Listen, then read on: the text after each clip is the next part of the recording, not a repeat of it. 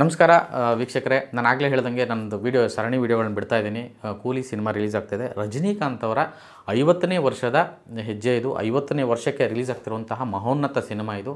ಇಡೀ ದೇಶ ಈ ಸಿನಿಮಾ ಮೇಲೆ ಕಣ್ಣಿಟ್ಟಿದೆ, ಇಡೀ ಜಗತ್ತು ಈ ಸಿನಿಮಾ ಮೇಲೆ ಕಣ್ಣಿಟ್ಟಿದೆ.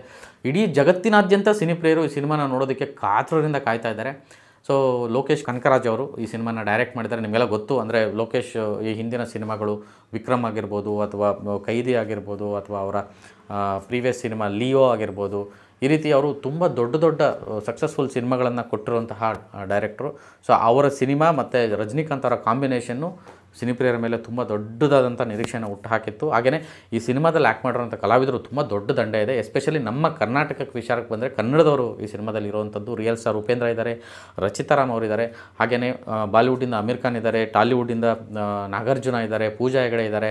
ಹಾಗೆ ತಮಿಳ್ನಾಡಲ್ಲೇ ಸತ್ಯರಾಜ್ ಅವರು ಈ ಸಿನಿಮಾದಲ್ಲಿದ್ದಾರೆ. ಸಾಕಷ್ಟು ಇನ್ನು ಈ ಸಿನಿಮಾದವರು ಒಂದಷ್ಟು ತುಂಬ ದೊಡ್ಡ ಕಲಾವಿದರ ಬಳಗನೇ ಇದೆ. ಅನಿರುದ್ಧ್ ಅವರು ಮ್ಯೂಸಿಕ್ ಮಾಡಿದರೆ. ಆಲ್ರೆಡಿ ಮೌನಿಕಾ ಅನ್ನೋ ಸಾಂಗು ತುಂಬ ದೊಡ್ಡ ಹಿಟ್ ಆಗಿದೆ. ಟ್ರೈಲರ್ ಸೂಪರ್ ಸಕ್ಸಸ್ ಆಗಿದೆ. ರಜನಿಕಾಂತ್ ಅವರ ಒಂದು ಗೆಟಪ್ಪು, ಕೂಲಿ ಅನ್ನೋ ಬ್ರ್ಯಾಂಡು ಆ್ಯಂಡ್ ಅವರು ದೇವ ಅನ್ನೋ ಒಂದು ಆ ಕ್ಯಾರೆಕ್ಟರ್ ಹೆಸರು ತುಂಬ ದೊಡ್ಡ ಎಲಿವೇಟ್ ಆಗಿದೆ. ಸಿನಿಮಾ ಮೇಲೆ ಇನ್ನೆಂದೂ ರಜನಿಕಾಂತ್ ಸಿನಿಮಾಗಳಿಗೆ ಹುಟ್ಕೊಳ್ಳೋದಷ್ಟು ದೊಡ್ಡ ನಿರೀಕ್ಷೆ ಈ ಸಿನಿಮಾ ಮೇಲೆ ಹುಟ್ಕೊಂಡಿದೆ.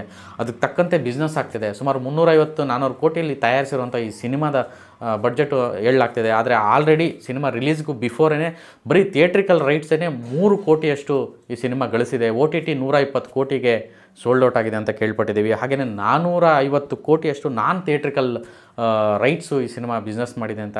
ಸೊ ಈ ರೀತಿಯಾಗಿ ಅಂದರೆ ಇವೆಲ್ಲವೂ ನೂರಾರು ಕೋಟಿ ಈ ಬಿಸ್ನೆಸ್ಸನ್ನು ಈ ಸಿನಿಮಾ ಮಾಡಿದೆ ಅಂತ ಕೇಳ್ತಾ ಇದ್ದೀವಿ. ಎಲ್ಲ ಕಡೆ ಸುದ್ದಿ ಹರಿದಾಡ್ತಾ ಇದೆ. ಇನ್ನೊಂದು ಕಡೆ ಈ ಸಿನಿಮಾ 1000 ಕೋಟಿ ತಲುಪೋ ಎಲ್ಲ ಲಕ್ಷಣಗಳು ಕಾಣ್ತಾ ಇದೆ. ಅಂದರೆ ಫಸ್ಟ್ ವೀಕಲ್ಲೇ 1000 ಕೋಟಿ ದುಡ್ಡು ಮಾಡುವಂತಹ ಸಿನಿಮಾ ಇದು ಅಂತ ಕಾಣಿಸ್ತಾ ಇದೆ ಮೇಲ್ನೋಟಕ್ಕೆ. ಯಾಕೆಂದರೆ ಅಷ್ಟು ದೊಡ್ಡ ಸ್ಟಾರ್ ಕಾಸ್ಟ್ ಮತ್ತು ಆ ಥರದ್ದಾದಂತಹ ಒಂದು ಮೇಕಿಂಗು, ಆ ಥರದ್ದೊಂದು ಕತೆ ಅಂತ ಹೇಳಲಾಗ್ತಿದೆ. ಸೊ ಎಲ್ಲೊಂದು ಕಡೆ ಕರ್ನಾಟಕದಲ್ಲಿ ಈ ಸಿನಿಮಾ ವಿಚಾರಕ್ಕೆ ಈ ಸಿನಿಮಾ ಟಿಕೆಟ್ ದರ ಜಾಸ್ತಿ ಮಾಡಿರೋದು ಒಂದು ಬೇಸರದ ಸಂಗತಿ. ಆದರೆ ಇನ್ನೊಂದು ಹೆಮ್ಮೆಯ ವಿಷಯ, ಕನ್ನಡದವರೇ ಬಹುಪಾಲು ಈ ಸಿನಿಮಾಗೆ ಕೆಲಸ ಮಾಡಿದ್ದು, ಕನ್ನಡದವರೇ ಬಹುಪಾಲು ಈ ಸಿನಿಮಾ ಇದ್ದು, ಇದು ಪ್ಯಾನ್ ಇಂಡಿಯಾ ಸಿನಿಮಾ ಆಗಿ ವರ್ಲ್ಡ್ ವೈಡಲ್ಲಿ ರಿಲೀಸ್ ಆಗ್ತಿರೋಂಥ ಹೊತ್ತು. ಸೊ ಇದು ಸಂಭ್ರಮಿಸಬೇಕಾಗಿರೋ ವಿಷಯ. ಒಂದೇ ಒಂದು ಬೇಸರ ಅಂತಂದರೆ ಕರ್ನಾಟಕದಲ್ಲಿ ಈ ರೀತಿ ಟಿಕೆಟ್ ದರನ ಏರಿಸಿ ಇದನ್ನು ಗಳಿಸುವಂಥ ಒಂದು ಧಾವಂತದಲ್ಲಿ ಈ ರೀತಿ ಮಾಡಿದ್ದು ಸರಿ ಕಾಣ್ತಿಲ್ಲ ಬಿಟ್ಟರೆ. ಸೊ ಒಂದು ಕೊಂಡಾಡುವಂಥ ವಿಷಯ ಅಂದರೆ ಸೂಪರ್ ಸ್ಟಾರ್ ರಜನಿಕಾಂತ್ ಅವರು ನಮ್ಮ ನಾಡಲ್ಲಿ ಹುಟ್ಟಿದವರು, ಬೆಂಗಳೂರಲ್ಲಿ ಹುಟ್ಟಿದವರು, ಕೂಲಿಯಾಗಿ ಅವರು ಕಾಲೇಜ್ ಬಿಟ್ಟು ಕೂಲಿಯಾಗಿ ಕೆಲಸ ಮಾಡ್ತಾರೆ. ಅದಾದಮೇಲೆ ಬಸ್ ಕಂಡಕ್ಟರ್ ಆಗ್ತಾರೆ. ಬಸ್ ಕಂಡಕ್ಟರಿಂದ ಸಿನಿಮಾ ಜರ್ನಿ ಶುರುವಾಗುತ್ತೆ. ಇಲ್ಲಿ ಅವರು ನೋಡಿದಂತಹ ಪಟ್ಟಂತಹ ಕಷ್ಟ, ಸಿನಿಮಾ, ಆಮೇಲೆ ಇಲ್ಲಿನ ರಂಗಭೂಮಿ, ಇಲ್ಲಿ ರಂಗಭೂಮಿಗೆ ಅವರು ಎಂಟ್ರಿ ಕೊಟ್ಟು ಅಲ್ಲಿಂದ ಪುಟ್ಟಣ್ಣನವರು ಅವ್ರ ಜೊತೆಗೆ ಸಿನಿಮಾಗಳನ್ನು ಮಾಡಿ ಒಂದಷ್ಟು ಸಿನಿಮಾಗಳು ಪಾತ್ರಗಳನ್ನು ಇಲ್ಲಿ ಮಾಡಿ ಅಲ್ಲಿ ಬಾಲಚಂದ್ರ ಅವ್ರ ಕಣ್ಣಿಗೆ ಬಿದ್ದು ಅಲ್ಲಿಂದ ಅವರ ಜರ್ನಿ ಒಂದು ರೀತಿಯಲ್ಲಿ ನೋಡೋದಾದರೆ ತುಂಬ ಆಲ್ವೇಸ್ ಇನ್ಸ್ಪೈರ್ ಆಗುವಂಥ ಜರ್ನಿ. ಜಗತ್ತಿನ ಏಕೈಕ ಸೂಪರ್ ಸ್ಟಾರ್ ರಜನಿಕಾಂತ್ ಅಂತ ಹೇಳಿದ್ರೆ ತಪ್ಪಾಗಲ್ಲ. ರಜನಿಕಾಂತ್ ಅಂದ್ರೆ ಆ ಎನರ್ಜಿ, ರಜನಿಕಾಂತ್ ಅಂದ್ರೆ ಒಂದು ಶಕ್ತಿ. ಸೊ ಆ ಎಲ್ಲ ಅಥವಾ ಅವರು ಕ್ರಿಯೇಟ್ ಮಾಡಿರುವಂತಹ ಅಥವಾ ಅವರ ಗಳಿಸಿರುವಂತಹ ಈ ಒಂದು ಚಹರೆ ಇವತ್ತು ಈ ಸಿನಿಮಾನ ಅಷ್ಟರ ಮಟ್ಟಿಗೆ ತೊಗೊಂಡೋಗಿದೆ. ಒಂದು ಕಡೆ ಈ ಸಿನಿಮಾ ಸ್ಕೇಲ್ ನೋಡ್ತಾ ಇದ್ದರೆ ಜಗತ್ತಿನಾದ್ಯಂತ ಎಲ್ಲ ಭಾಷೆಯ ಪ್ರೇಕ್ಷಕರು, ಸಿನಿಪ್ರಿಯರು, ಸಿನಿಮಾ ಮೇಕರ್ಸ್ ಎಲ್ಲರೂ ಕೂಡ ತುಂಬ ಉತ್ಸುಕರಾಗಿ ಈ ಸಿನಿಮಾಗೋಸ್ಕರ ಕಾಯ್ತಾ ಇದ್ದಾರೆ.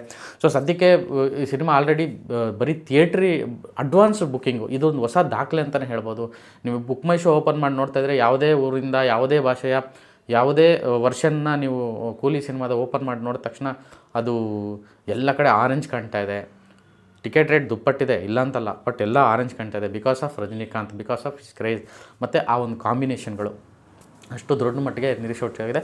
ಅಂದರೆ ಬಿಫೋರ್ ರಿಲೀಸ್ ಥಿಯೇಟ್ರಿಕಲ್ಲಿನೇ ಇಲ್ಲಿ ನಾನು ಇವತ್ತು ನೋಡ್ತಾ ಇದ್ದೆ 50 ಕೋಟಿಗೂ ದಾಟಿದೆ. ಬರೀ ಬುಕ್ಕಿಂಗ್ಸಲ್ಲೇ, ಥಿಯೇಟ್ರಿಕಲ್ ಬುಕ್ಕಿಂಗಲ್ಲೇ 50 ಕೋಟಿಗಿಂತ ಮೀರಿದೆ ಕಲೆಕ್ಷನ್. ಅಷ್ಟು ಆಗೋಗಿದೆ ಸಿನಿಮಾ ರಿಲೀಸ್ಗೆ ಬಿಫೋರೇ ಎಷ್ಟು ಸುಮಾರು 250-300 ಕೋಟಿ ಬಿಫೋರ್ ರಿಲೀಸೇ ಪ್ರೊಡ್ಯೂಸರ್ಗೆ ಲಾಭ ಮಾಡಿಕೊಟ್ಟಿದೆ ಪಿಕ್ಚರು ಅಂತ ಕೇಳ್ತಾ ಇರೋಂಥದ್ದು.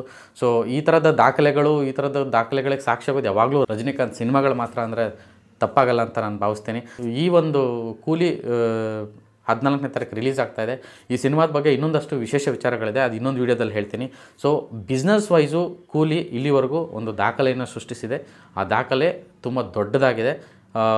ಈ ಥರ ದಾಖಲೆಗಳನ್ನು ನೋಡೋಕ್ಕೆ ಸಿನಿಪ್ರಿಯರಾಗಿ ನಮಗೆ ಖುಷಿಯಾಗುತ್ತೆ, ಹೆಮ್ಮೆ ಆಗುತ್ತೆ. ಹಾಗೆಯೇ ಈ ಸಿನಿಮಾ ಹೇಗಿರುತ್ತೆ ಅನ್ನೋದ್ರ ಮೇಲೆ ಇದೆಲ್ಲವೂ ಡಿಪೆಂಡ್ ಆಗಿದೆ. ಬಿಕಾಸ್ ರಜನಿಕಾಂತ್ ಸಿನಿಮಾಗಳು ಈ ಹಿಂದೆ ತುಂಬ ದೊಡ್ಡ ಸಕ್ಸಸ್ಫುಲ್ ಸಿನಿಮಾಗಳನ್ನು ನಾವು ನೋಡಿದ್ದೀವಿ.